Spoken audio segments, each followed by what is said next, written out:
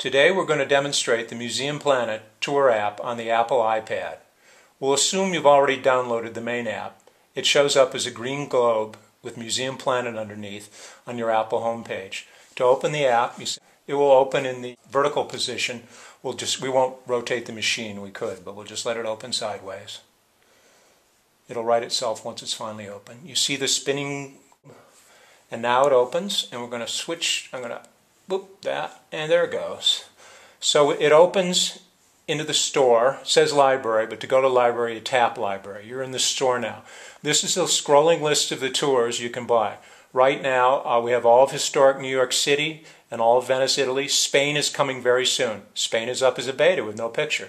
To tap on a preview icon of any of the tours, you just hit the picture, and the first or the main picture in the tour will come up.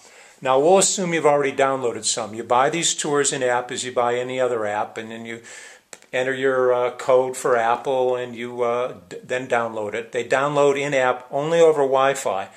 So because some of these tours are very large, it can take 5 minutes to get a Central Park in New York City done, but you're getting a huge amount of information, more than any printed book. Just trust us on that. So we'll assume you've downloaded some tours and you want to go to your library. So you tap the library button once, and here we go. This will take you into tours you've already bought. We've bought a lot. We've got the Armory, Historic Armory on 67th Street in New York City. That was the Protestant Armory. There was an Irish Armory. Same thing, you just scroll through. We bought all these.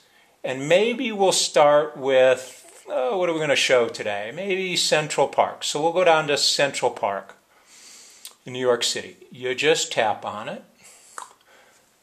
Comes up the Plaza Hotel first. All right, we want to play this. Hit the play button.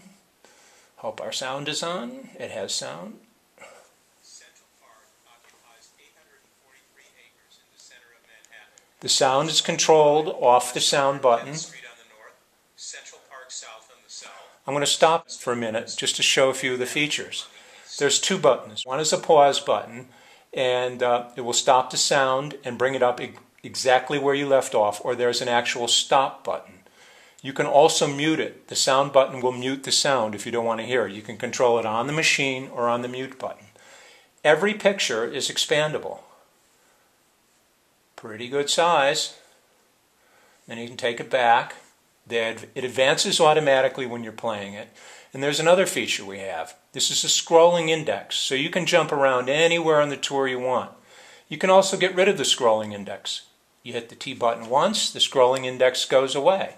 Here's the text. It scrolls too. Sometimes there's pictures in bios. Not in this one, but in many of them there are. You can increase the size of the text. You hit the plus button. Boom.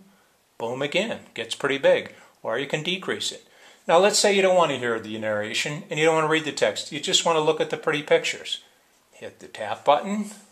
There you have a picture of the Plaza Hotel.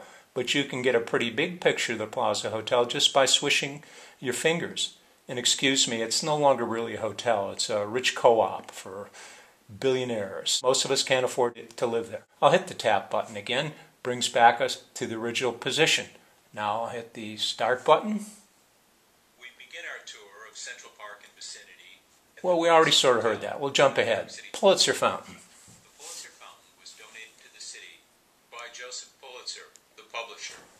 It was designed by the sculptor Carl Bitter. The tragic Audrey Munson was the model for the female figure of Pomona. We can jump around. Here's a good one. William Tecumseh Sherman, Civil War hero. I'm going to mute the sound. This is a very controversial monument at its time because it was built when many Civil War veterans were still alive. It was done by August St. Gaudens. All of that is in the text. But let me show you something really interesting we found when we were doing this. I'll go to this. This is a Georgia pine underneath the horse's hooves at the rear of the monument. This is about his march through Georgia. It was not popular when this monument was erected. We explain all that in the text. We'll go ahead. We'll jump around a little bit more. What else do we like here? That is the Pierre Hotel. A lot of places. There's about 100 and some pictures in this, so as you can see, there's quite a bit to see. There's a Robert Burns statue. We'll go there. We'll hit the start button. Boom.